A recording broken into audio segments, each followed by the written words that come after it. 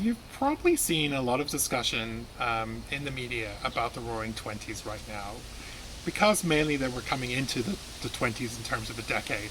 But the reason why a lot of this is coming up right now is if you think back to the 1920s, which is what this is referring to, the 1920s, they were coming out of World War One, they were coming out of a very significant global pandemic, and then what ended up happening was the 20s became roaring. The economies came back significantly.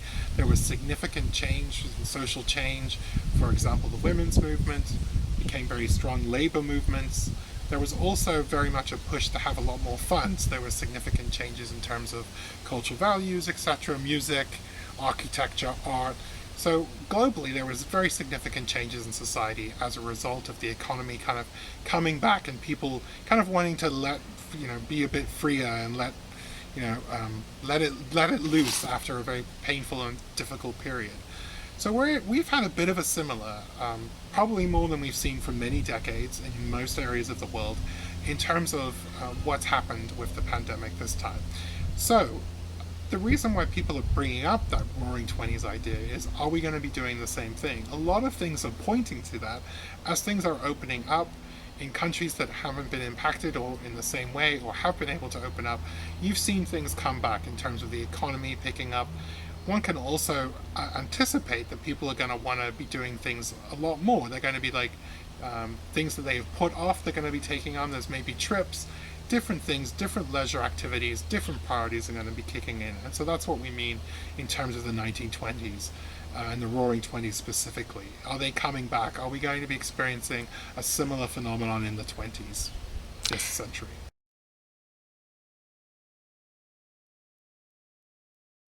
I think what's very important is from many different perspectives.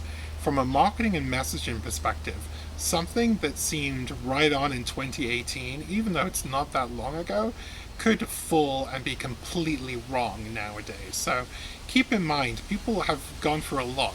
There's been a lot of difficulties. So messaging that might have been a bit more dramatic, messaging that might have been a bit more depressing, to be honest, may have resonated a lot stronger. But nowadays, I think people are going to be looking for a bit more hopeful messaging. They're going to want to be a bit more optimistic. They're going to be wanting to look at things through, a different angle. So from a values and messaging perspective, it's very important to be thinking about how something's going to land. We like to point as an example, and nonprofits can take this. There was a gum commercial that's come out that's been very, very successful. I think it was based in Chile, but it's gone global, and they just did this very kind of hopeful messaging about getting things back, about breaking free, about people going back to what they love. And they just kind of very naturally had lots of different types of individuals represented. It felt very authentic, and it was very celebratory and hopeful. So that sort of messaging is very important. On the flip side, in light of how people are likely to be thinking, if people are going to be spending more, perhaps people that have been lucky enough to have some stability in their incomes, everyone's been talking about not taking the trips, not doing lots of things that they would have been doing, so they've built up their savings a bit more. Keep in mind that as a result of that, there's going to be individuals with disposable income.